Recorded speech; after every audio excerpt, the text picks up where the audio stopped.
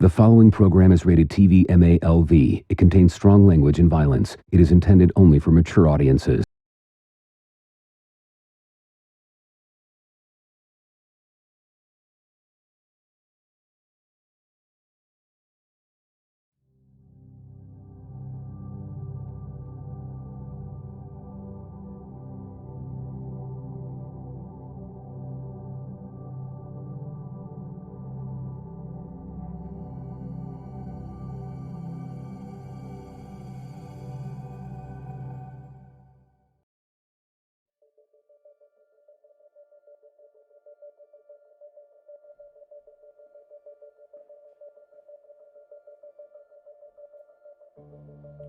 Hello, you guys have arrived.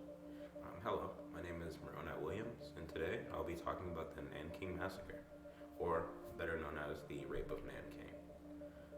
This is a situation that I'll be talking about, trying to talk as sensitively as possible, trying to be kind about it because this is a really tragic situation in which a lot of people were hurt. Even by the name, you can just understand that it's a horrible thing. And for the anniversary, December 13th of the Nanking Massacre. This is a situation that I have to talk about with some form of delicacy because it's a very big tragedy, as I said, and we just don't want to get anything wrong, and we want to make sure that you guys can understand this without being too disturbed. The Nanking Massacre is one of the worst tragedies that has ever happened in the history of humanity. It happened during World War II, and it caused many deaths in China from the Japanese when they were invading. This obviously was caused for many different reasons, and although it's still debated by different people why it started and who may have begun this terrible tragedy, every single person can know in their self that this is a terrible thing that should never be repeated. The Nanking Massacre was a completely terrible thing.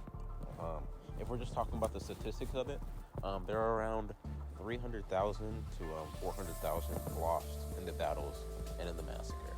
Around 80,000 were believed to be raped or beaten or in some way injured throughout that. And even then, we haven't found all the bodies, so we can't ever really be entirely sure. This is just one of the worst times in history because of the fact that a lot of times it is covered up and seen as more of an event than a tragedy. So people don't really remember it as the gruesome thing that it is, more as a different, just another event in a big, horrible World War II. It's just another part of history that people would rather forget about.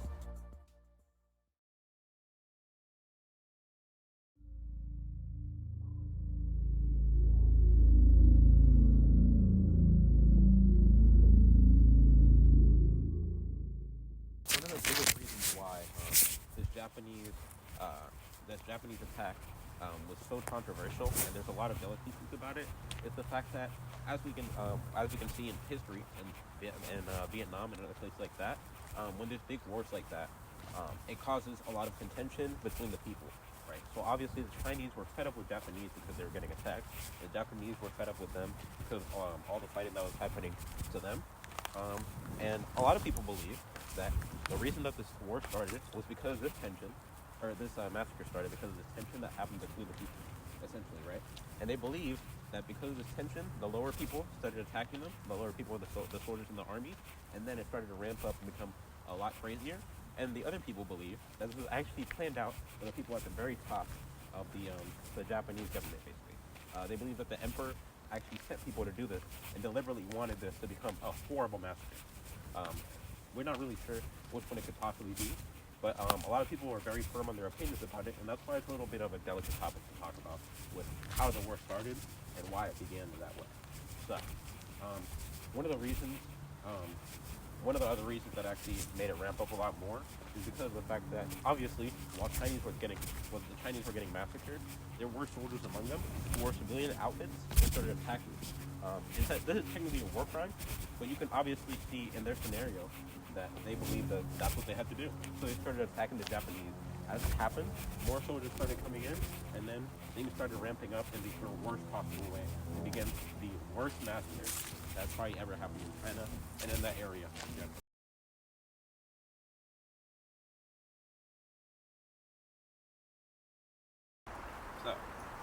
obviously, one of the biggest parts about this whole discourse between China and Japan is actually the coverage about how it's talked about in Japan.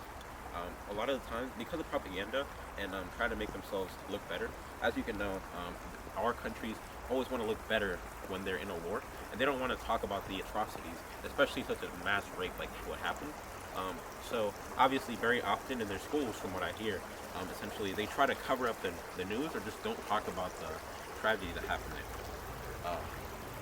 The problem with this, obviously, is the fact that you can't just forget about the terrible things that happened in such a massacre.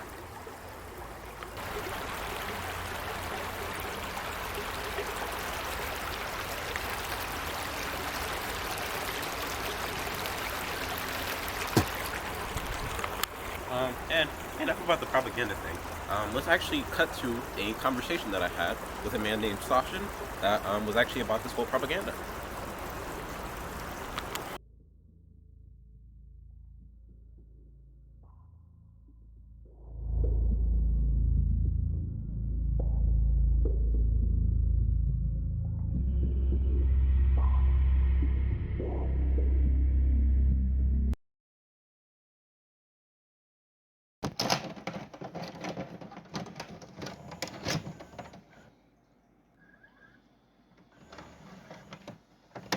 All right, so I brought somebody here. You know, he knows a lot about the propaganda of the world, essentially. And I was gonna bring up basically with this rape and Nanking thing. One of the biggest problems about this is the fact that people don't talk about it enough. So a lot of the parts about the war crimes that Japan has committed, people don't know because it's either not taught to them in the curriculum, or Japan specifically doesn't really talk about it much.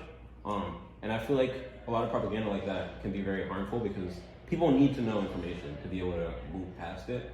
And you know, just because these things are horrible does not mean that we can just forget about them entirely. So, Well, propaganda in general is also used, the information is used to force people to do things that they might not want to do. Like if you think of Dune, it's a pretty topical thing right now. The author of Dune actually wrote the books because he fought in World War II and he saw these charismatic leaders making all this propaganda that made people think that fighting for the war was a good thing when it really wasn't. And he made the book to show about this big religious figure, basically, in Paul, that spread propaganda to make people of Arrakis think that fighting in the war would be good for them, even though this really brought out more deaths, more terrible things, and that might have not happened if they didn't fight in the war. So propaganda, while might be useful, the people should really worry about the people that use the propaganda and focus on them and really think about what those actions can lead to instead of just think about the propaganda itself.